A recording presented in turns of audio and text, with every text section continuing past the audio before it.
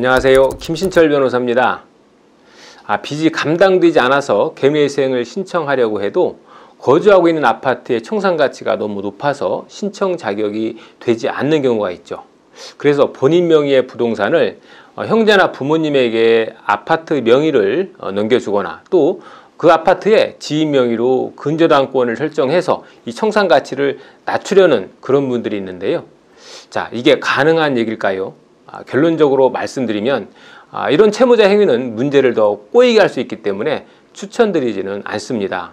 자, 왜냐하면 이렇게 하면 민사상 사회행위 취소 소송을 당할 수가 있기 때문인데요. 채무 초과 상태에서 채무자가 자신의 재산을 타인에게 빼돌리게 되면 채권자를 해할 목적으로 한 사행위다라고 봐서 취소가 될 수 있죠. 채무 초과 상태에서 부동산을 처분하거나 또 이 부동산에 근저당권과 같은 제한 물건을 설정하는 것은 채권자 전체의 이익을 해하는 사회행위로 간주돼서 취소가 될 수 있다는 거죠. 심지어 실제로 정당한 매매 대금을 받고 부동산을 매도하거나 또 실제로 돈을 빌리고 거기에 따라서 근저당권을 설정해 줬다 하더라도 마찬가지로 취소가 될 수 있는데요. 자, 정당한 매매도 채무 초과 상태에서 소비하기 쉬운 금전으로 바꾸는 행위는 사회행위다라고 보는 것이 대법원 판례입니다. 그러니까 아무런 금전 대가가 없이 명의만 타인에게 돌려놓는다거나 돈을 빌린 것도 아니면서 근저당권만 설정해 놓는다고 하는 것은 더더욱 취소 사유가 되겠죠. 이 경우 채권자는 법원에 부동산을 매수한 매수인이나 또 근저당권을 취득한 그 수익자를 상대로 매매계약이나 근저당권 설정 계약의 취소를 구하는 소송을 제기하죠. 그래서 이 계약을 취소시키고요. 그렇게 되면 재산도 원상회복이 되겠죠. 자, 이렇게 원상회복된 재산에 그 다음에 채권자가 판결을 받아서 이 재산을 집행하는 거죠. 그래서 청산가치를 낮추기 위해서 부동산을 처분한다거나 또 그 부동산에 근저당권을 설정한다거나 하는 이런 방법은 추천드리지 않습니다. 그런데 이미 이런 걸 잘 모르고 부동산 매도 행위나 근저당권 설정 행위를 이미 했다라고 한다면 자, 채권자는 언제까지 이 사행위를 취소시킬 수가 있는 걸까요? 얼마간의 기간이 지나야 이 취소당할 위험이 사라지는 것일까요? 사행위 취소소송은 채권자가 채무자의 사회행위를 한 날로부터 1년 그리고 채무자가 사행위를 한 날로부터 5년 안에 소송을 제기해야 되죠.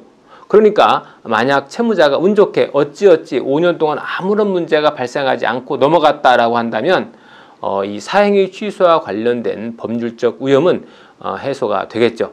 또 개미회생을 신청하면 법원에서 채무자의 지방세 세목별 과세증명서 발급을 요구하죠. 근데 이 과세증명서 발급 기간이 5년이죠. 그래서 원칙적으로 이 5년이 지나면 아무런 문제가 없게 될 가능성이 높게 되죠.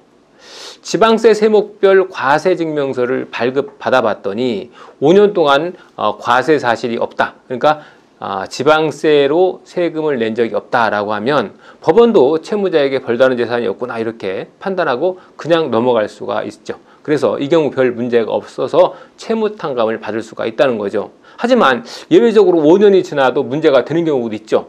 자, 예컨대 채무자가 자신의 아파트에 거주하면서 명의만 배우자나 부모님에게 돌려놓는 그런 경우가 있는데요. 이 경우 개미회생 신청 서류로 현재 거주지의 등기부등본을 발급해서 법원에 제출해야 되는데요. 그러면 이 등기부등본에 과거 채무자가 소유자로 있었던 그러한 부분이 나오겠죠.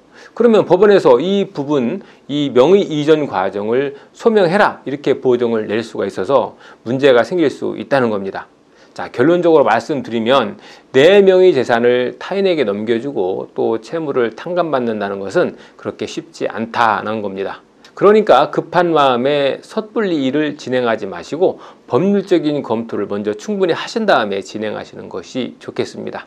김신철 변호사였습니다. 감사합니다.